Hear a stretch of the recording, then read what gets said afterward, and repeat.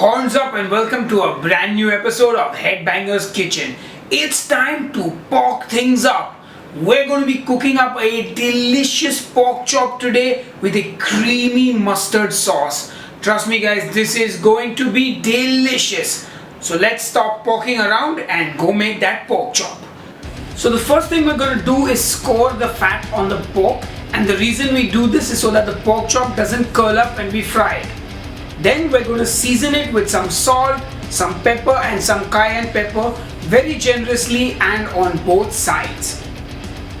Once that's done, we're going to get the pan on the gas, and I'm using my trusty ye old iron skillet, which I don't get to use very often. Of course, make sure there's plenty of oil in the pan. Once the oil is nice and hot, we're going to sear the pork chops. So put them in that hot pan, and you want some nice golden brown color on either side. So let that cook out for a bit, and then what we're going to do is we're going to turn the pork on the fat side, because we want to render some of that fat and get it nice and crispy. Turn it. Once that is done, you turn it over, and you want a good golden brown color on the other side as well.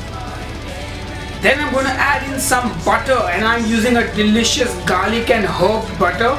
So if you don't have that, just use regular butter, some fresh garlic and some fresh herbs. Your choice, of course.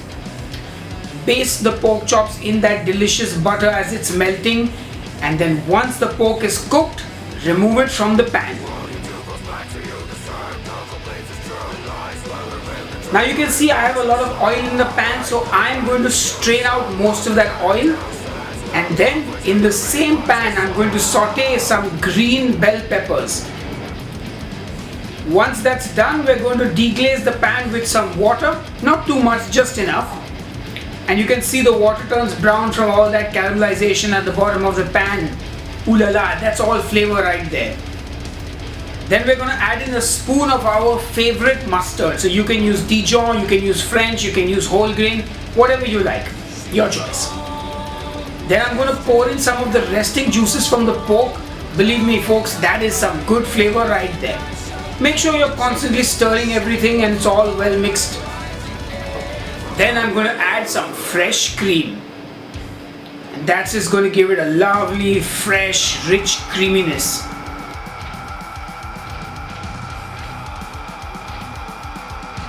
And of course, no keto recipe is complete without cheese.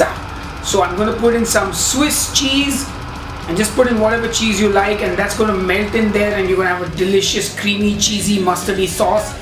And finally we're going to finish it off with a favorite herb of our choice. Now my choice was parsley, but parsley was not available at the supermarket, so I'm using spring onion greens for now. You can use whatever you like, whatever fresh herb tickles your fancy, and that's it, your sauce is ready. Time to plate up now. Oh my, does that look good or does that look good? Time to taste this bad boy now. Okay, the moment of truth is here. Time for me to taste this pork, and I've obviously chopped it up beforehand because, you know, can't talk and film and eat and all at the same time.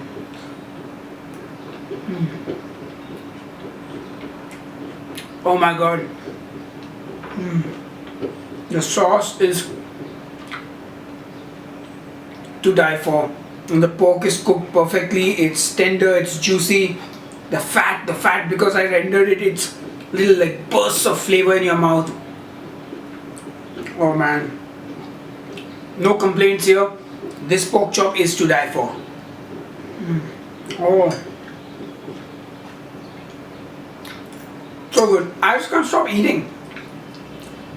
I mean, why would anyone want to stop eating good, delicious, creamy, cheesy, mustardy pork sauce?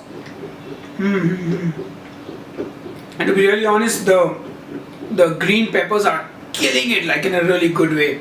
So anyway, do try this recipe. I really hope you enjoyed. And you know what? I will see you on the next episode of Headbanger's Kitchen. So till then, cheers and keep cooking.